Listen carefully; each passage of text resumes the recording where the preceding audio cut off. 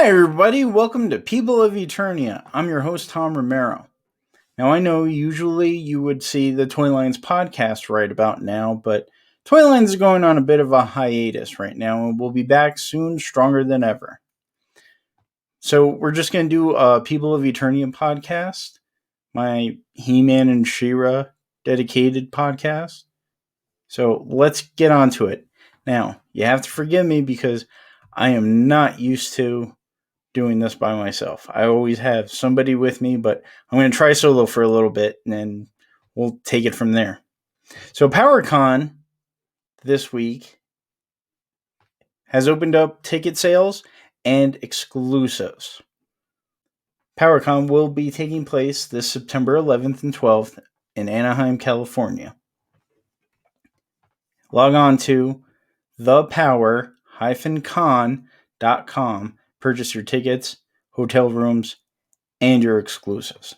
And speaking of exclusives, we never got a chance to discuss them on Toyline. So this week is a great week to be a fan. So let's jump into it. So the first exclusives are the variant Evil Horde Origins figures. Now we have Hordak in his Filmation blue colors with I guess that's a wrench. These are Origins figures, which are nice. Not my cup of tea. Classics has spoiled me, so these are just version 2 of the vintage. I have my vintage, but these are still great looking figures. I love the customization option you get with Origins. But these are great figures, especially if you're a fan of the Horde like me. Now, the two figures that really stick out to me that I'm kind of excited for, because I can actually put these figures and mix them in with my classics collections, are the Shadow Horde Trooper and the Crimson Horde Trooper. These are very great colors. Very nice deco on them.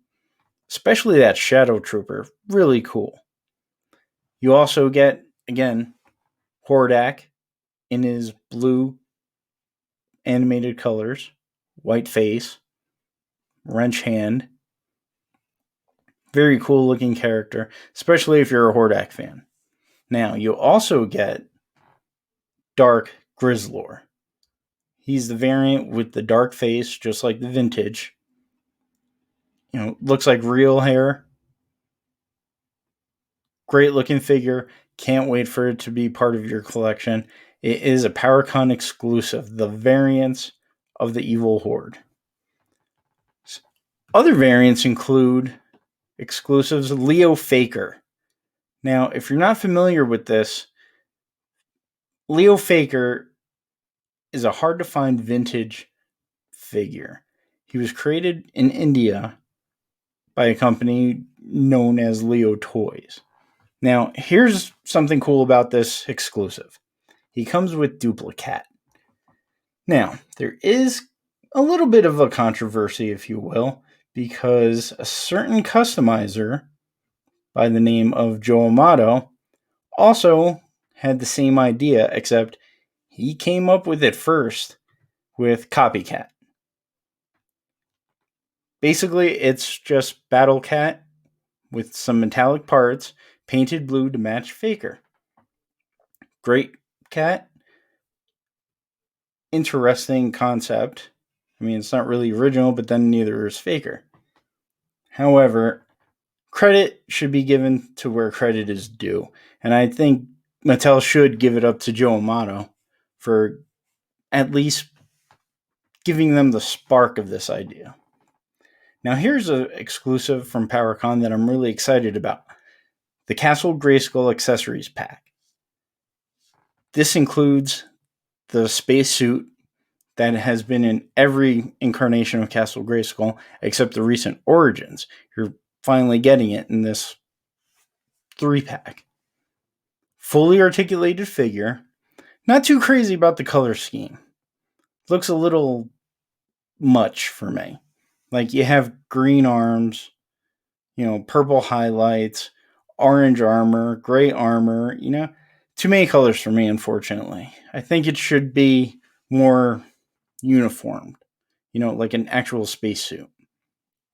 That's fine. I'll give it a shot. Maybe it'll grow on me. I am loving, however, the Spirit of Grayskull, like phantom looking skull. Reminds me of the original mini comics. I always thought that was like the coolest accessory. So I can't wait to add it to my collection or my Castle Grayskull classic. And now here's something cool that just came out of nowhere. The Great. But here's something interesting. It also comes with some sort of weird tentacle monster. So that's pretty cool to add to your Castle Grayskull, because we never really got anything like this growing up. Like, the vintage was a sticker. Couldn't put it in the classics because it would have been too expensive. But this looks pretty cool. I can't wait to add this. This is like the highlight for me of PowerCon so far. I can't wait to go. Again, taking place in Anaheim, September 11th and 12th. Tickets are on sale now. So Pixel Dan recently interviewed some people from Mattel, and they announced new Origins figures. Sorry, Freudian slip there. So these will include the Green Goddess, who is not translucent. They say it's not a straight up Tila, painted green. Maybe the face is a little different, but it kind of looks like that to me. But I will point out the knees do look a lot better on this figure. Now, I remember when Origins first came out, I thought the knees were horrible. However, talking to Nate Barge, he explained to me that knees are actually a hard part, or a difficult part, to make look right on a figure. But it seems like, people are talking about it, and Mattel is listening. So it looks like they're going in the right direction. Now, along with Green Goddess, Web Store has been announced. Now, do you remember on the vintage figure, Webster came with his hook and that long string, and then when he wasn't climbing or anything, that string would just dangle and, get in the way and stuff? Well, Mattel has a solution for that. Now, with Origins Web Store, you can tie up that extra string and attach it to his back. This way you can still play with the figure and not have to worry about anything else. Now, here's something that's very interesting, and I am curious about where they're taking the Origins line. This is Lords of Power Beastman. Now, this looks like a straight up brand new figure. The head looks different. I love the armor. Different Beastman altogether. I mean, this could actually go into my personal collection, and I may not even call him Beastman. I may have him, just be like Beastman's henchman or something, because I think this character is strong enough to be on its own. Stinkor has been announced, and yes, he will smell like patchouli oil. Fisto has also been announced. However, Fisto, because of the customization, he will not have that punching feature that the vintage figure had, which I'm fine with. And I am kind of curious to see what kind of different customs people will use that Iron Fist on. So that's something I'm looking forward to seeing. Now, here's something cool. A Vac Metal Battled Armored He-Man and Battle Cat 2-pack. It looks like it was based on the artwork that He-Man and Battle Cat on the cover of the art book. Now, I know that scene was, created years ago, back in the 80s, but they're trying to recreate that scene as a He-Man Battle Cat 2-pack, and it looks pretty cool. It has some potential. Not too crazy about the hair, though. The hair still bothers me, but they're going in the right direction, especially with these tiny little dragons. Now, they said during the interview that they are going to include a lot of Easter eggs. So that's pretty cool, but well, I'm glad to see Mattel's headed in the right direction, but I think they should perfect the figures before they start, giving us fans a little bit more things to get excited about. Something else that was announced is the Origins Wind Raider. It also comes with a computer and a stand with some Castle Grayskull rock underneath it. Looks pretty cool. You can create it, make it look like it's flying. Great addition to the Origins line. Now, they also surprised Pixel Dan with Skeletor. Now, here's something cool about Skeletor. He comes with 2 heads. Now, this head is specified as from the Star Comics. He's got like weird little, like not folds, but like points onto his stinger there. And he also will be coming with not action features, but action effects. Like it actually looks like he's sucking blood out of He-Man. So that takes care of the Origins announcements. Very excited. Now, let's get into the Kevin Smith Revelation Netflix series. Entertainment Weekly released a bunch of photos about the show. Now, here's the first photo I saw. He-Man and the new Power Sword. It's been a long time since Filmation. So, yes, He-Man is going to look a little different. And, understandably, everybody changes their clothes. He's no longer sporting the harness with the cross on it. He has a crest. Now, first glimpse, I really thought it was going to be more akin to Castlevania artwork. This seems to be a bit lighter, which is fine. The artwork still looks beautiful. They're also incorporating the new Power Sword. Now, I know they weren't going to keep the Filmation Power Sword, because you have to remember they're also trying to sell action figures.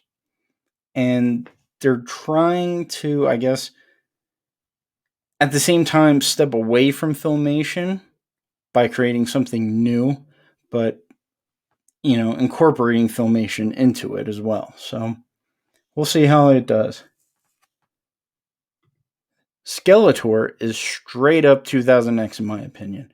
I was hoping, because of the same animation house as Castlevania, that Skeletor would be more menacing looking, more demonic looking. I always love the fact that 2000X, his hood would overshadow his face, giving you that extra layer of mystery, that fearsome evil. This Skeletor is okay. Very toothy, in my opinion. I love the protruding bat symbol on his chest. So that's pretty cool. But again, I really want to see a more menacing, a more evil Skeletor. Next picture I saw was Prince Adam. I get that they wanted to make Prince Adam thinner instead of having him be buff and can only differentiate between him and He-Man is through a tan. I understand that. That's fine. I'm really looking forward to the transformation sequence. Any good He-Man show, especially if they claim to be following Filmation, has to have an excellent, excellent transformation sequence. 2000X kind of failed for me on that note, so I'm really hoping they pick up the ball and do it some justice. Now, we've already heard the score to the sequence, which I really enjoyed, and I really hope they honor that with this sequence.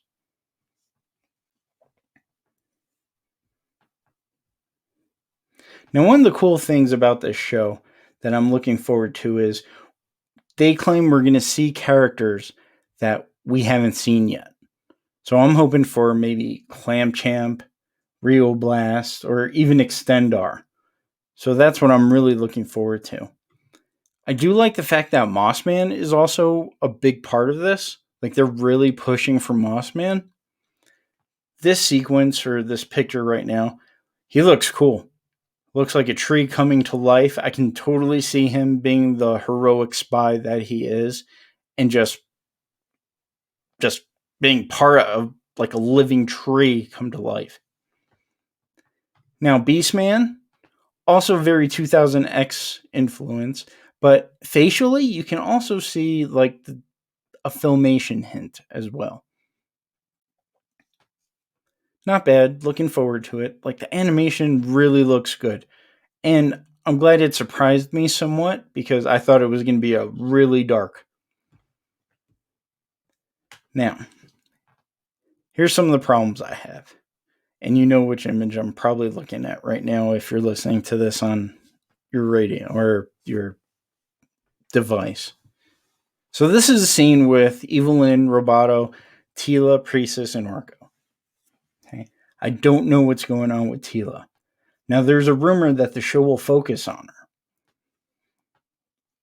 If it's a great story, fine. I'm okay with that, as long as the show is good.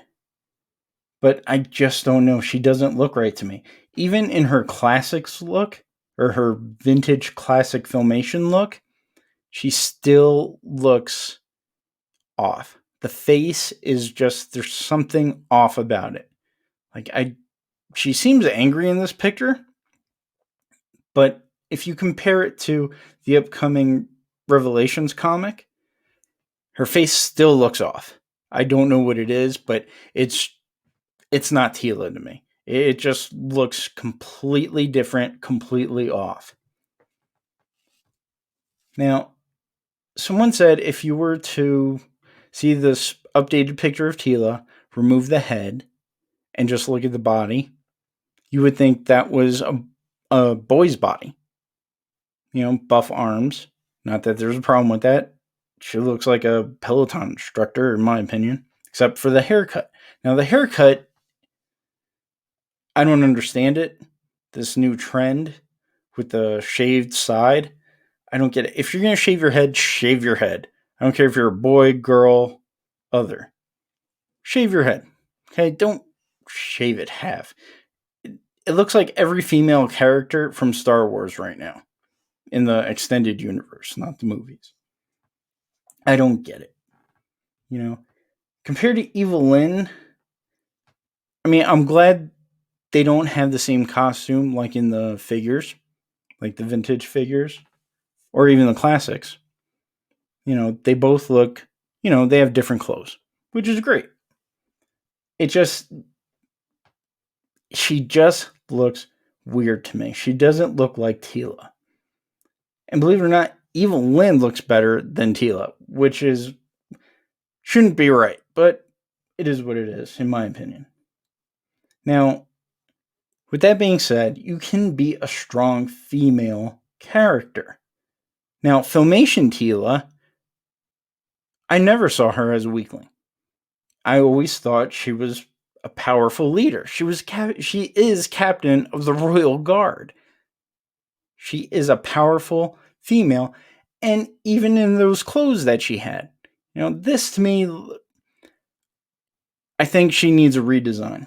I think they went the wrong way with this. Now, originally, when I heard Rob David was a part of this, he's the head of Mattel TV. After reading his comics, I thought they were actually going to turn Teela into the Green Goddess, just like in the books. I don't know for a fact right now. I mean, that could still be in the cards, but I just think they're going the wrong way with Teela. Now, this is something that I found funny. Roboto's in a poncho. It just seems hilarious to me. I guess the only character that we're supposed to see skin from is He-Man and Skeletor. Not that Roboto has skin, but he's covering something up. Now, I'm assuming it's expensive to draw all those scenes with all those gears, but they did the same thing in 2000X, and he just had a chest armor piece that went over his body. Looks funny, but I took my Roboto, made a poncho for him. So here is what he would look like with a poncho. Kind of interesting. Not exactly, obviously, but you get the gist. So it just seems like a funny concept to me. Now, Priestess, I am very interested in new characters as well as classic characters. Again, one of the great things about this show that I hope they actually do is we get to see characters we've never seen before. Clamchamp, Rio Blast.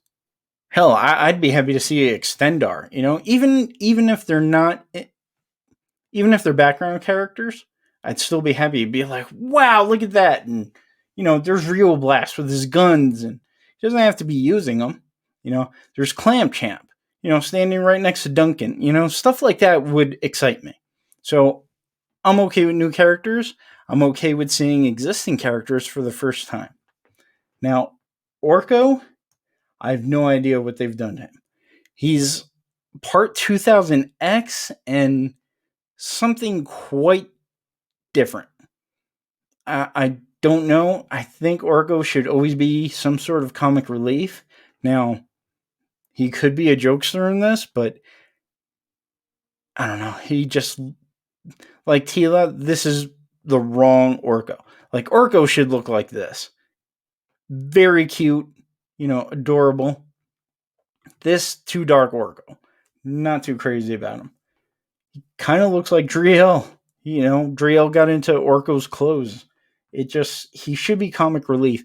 And knowing that Kevin Smith is a comedian, he should use Orco for at least a little comic relief. I mean, all his favorite Marvel movies have some sort of comedy in them. So I'm hoping he does bring some comic relief, and I don't know. I just hope he looks better throughout the show. Now, let's talk about Evil Lynn again. I think she's the best one out of this picture. She reminds me of a character from Game of Thrones. Like, she can actually walk into Game of Thrones and just mix right in as a witch. Now, Rob David, who's, again, the head of Mattel TV, wrote some Masters of the Universe comics that were more adult. His version, in my opinion, of those comics is his version of Game of Thrones with the Masters characters. That's great, but I don't know. I think they're marketing this show incorrectly. They keep saying, oh, it's just like Filmation, this is 80s, this is your childhood. I'm looking at it right now, this isn't my childhood. Maybe like the first few minutes of episode 1, possibly. This isn't my childhood. This is too updated, too adult. It has nothing to do with Filmation. Maybe the same characters, but that's about it. So I'm hoping they start marketing to it and, trying not to fool us, because I know there's a lot of people that are interested. I know there's a lot of people that hate this already. Now, I'm reserving judgment till I see it. Like, all right, there's some things I don't like right now, but maybe it'll change throughout the series. I love He-Man so much. I am going to give this a chance. I'm a big Kevin Smith fan. I hope he doesn't let me down. However, with that being said, it's hard nowadays. As a child of the 80s, we've just been burned too many times with our favorite properties. Take G.I. Joe, for example. Take Transformers. Those Michael Bay movies, horrible. If you're a hardcore Transformers fan, I mean, they had the audacity to give Optimus Prime flames. They removed his mask because, God forbid, we don't see his face. I mean, look at Roboto here. That is his face. I can see tons of expression there. And he doesn't even have a mouth. Anyway, same thing with G.I. Joe fans. So those guys, my heart cries out for them. I mean, there's a Snake Eyes movie coming up. He removes his mask. He starts talking. I mean, we've been burned too many times. And I'll be honest with you. If I end up not liking Revelations, that's fine. It'll just go away. It'll just be, a footnote. Just like 2000X. And 2000X was actually a good show. It went away. That's just it. So I'm really hoping this doesn't disappoint me. Maybe I can ignore some of the stuff that does. I'm going to give it a chance. Now, with that being said, here are 2 pictures that got me pumped for this show. This one with the Sorceress and He-Man. I'm assuming they're in Grayskull. This is a beautiful shot. Sorceress looks perfect. They didn't change her. They used the Filmation model. I mean, she's gorgeous. He-Man looks cool, all buff, behind her with his brand new harness and his crest, which I'm getting used to. However, I would like to see a variant, though, on the action figure. Maybe somewhere down the line, but we'll see. The next picture that had me pumped was He-Man and Battle Cat. I'm assuming this is the throne room. I could be wrong. This looks like a badass picture. Like this scene right here had me pumped up for He-Man. So I'm going to leave it on a positive note. I'm pumped up for this show. I hope it doesn't disappoint me. I'm going to reserve judgment and we'll talk about it again July 23rd when it starts on Netflix. Now, with that being said, let's get into here's a story of happy Eternians. You have He-Man and Toothy Skeletor. I'm just kidding, folks. This picture of them all in small boxes just reminded me of the Brady Bunch. But, all right, let's jump into it. So, these are the announced Masterverse figures. We heard about them in PowerCon last year. Now, these figures are based on the Kevin Smith Revelation show that is on Netflix. So, the first figure we have up is He-Man. Now, his proportions just look so weird. Like his head's too small for that bulky body. He's too buff for this body. Now, it comes with a new power sword. Okay, fine. His new crest harness, 2 swappable hands, and a shield. Now, up close on his head, he doesn't have a grimace or like about battle ready face. He looks actually quite happy. Nothing wrong with positivity and happiness. Just looks like a weird He-Man. It's so crazy. Now our next figure, Skeletor, he looks happy. He's like, hey, we're doing great things at Snake Mountain. This is great. Let's just we're gonna take down He-Man. I'm gonna be ruler of Eternia. This is great. Again, too toothy. I wish that hood would just be a little bit more menacing to him, but nah, he's a happy guy. That's a happy Skeletor. God bless him. He's ready for battle. Now, I've heard a lot of people complain about the cape. It should be a little bit wider. Looks to be like that grainy type material, but I could be wrong. I can't wait to see these figures. Skeletor should be more menacing. He looks too cartoony for me, especially with this Revelations show where, everything's, more adult. Now, one of the good or in my opinion, one of the best figures in this line besides Mossman is Evil Lynn. Like, she looks great. She looks like she could walk in to any Game of Thrones episode, any medieval episode of any medieval show. I love the long white hair. It's the first time we've seen it like that. She also comes with her helmeted head. Again, buff body. Now, here's something that I have a tiny nitpick about it. Now, the females, you can see definition on their arms and stuff. They all look like how She-Ra should look like. Okay. Now, that to me takes away from She-Ra. If they all have buff bodies, then what makes She-Ra so special? Her clothes doesn't work well with me. With that being said, Evelyn's still a great looking figure. I think she's one of her and Mossman are the best figures of this wave so far. Speaking of Mossman, check this out. I love the fact that his feet are roots. Now, he has to be the best figure of this wave. The only thing that's escaping me is he's not flocked anywhere. I think a Mossman should always have just a little bit of flocking, like maybe around his torso or just a little bit. But I do like the accessories he comes with.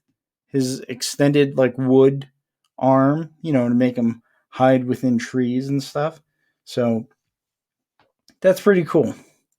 Aside from his head, he also kind of gives me a Swamp Thing kind of vibe, which is also pretty cool. Like I can see him pop out of a moat or something just to, be the spy that he is, the heroic spy.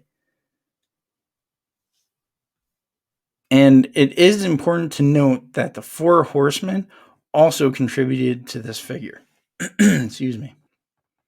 Our next figure on this line is He-Man's trusty steed, Battle Cat. Super articulated. Again, I'm a child of the classics, or adult of the classics, however you want to put it. Classics really spoiled me. And every time I see him, I'm comparing him to Classics Battle Cat. Now, I keep looking at this figure, and it is growing on me. But it's not Classics to me. It's just something new. Now, here's something that people have been talking about for years. With this Battle Cat, if you remove the armor, you get a Cringer. Nothing wrong with it. The head sculpt looks pretty cool. I'm sure it looks just like the animation. But again, it has to grow on me right now. Right now, I'm not feeling it. I think, with time, maybe I will get used to it. But right now, even though he's not articulated, Classics Cringer is the Cringer for me.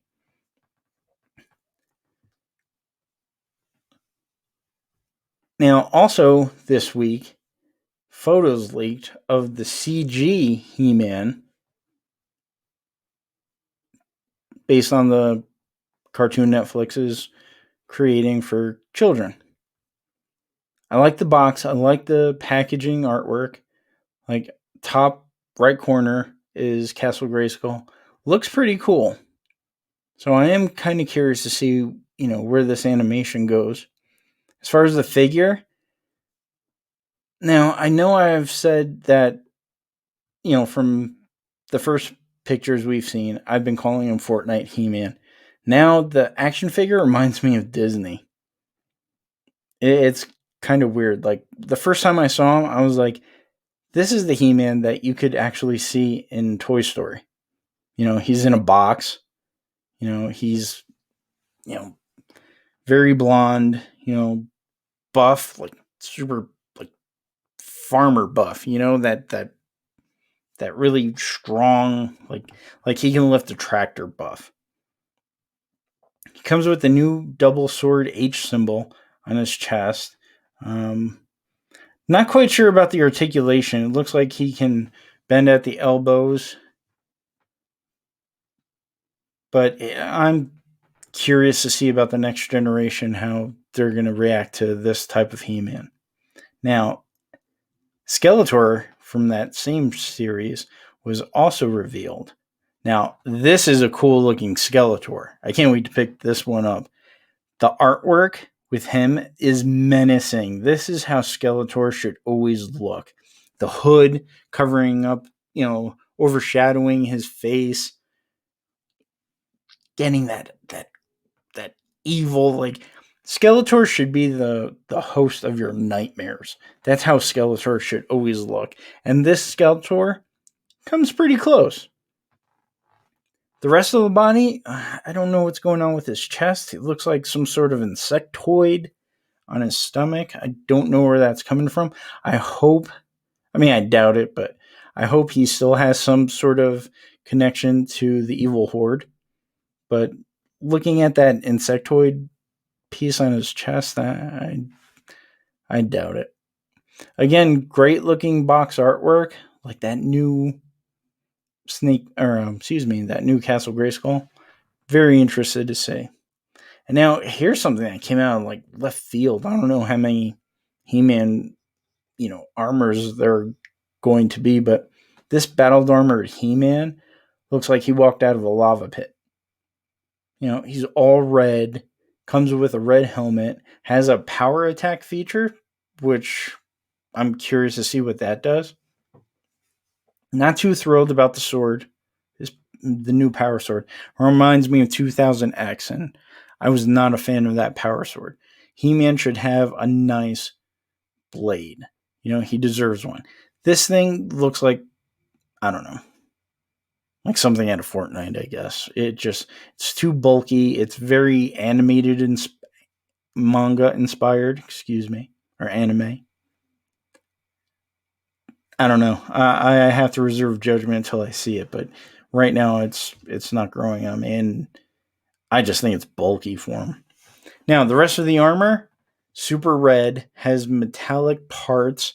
Looks like an M on his chest for some reason with 2 thunderbolts coming in. I don't know. I got to see why. Maybe. I get it. Kids don't want to see half naked guys. And that's understandable. Fortnite He-Man here, he's got his armor, pants. I don't know. It'd be interesting to see how kids react to it. Be even more interesting to see how adult collectors react to it.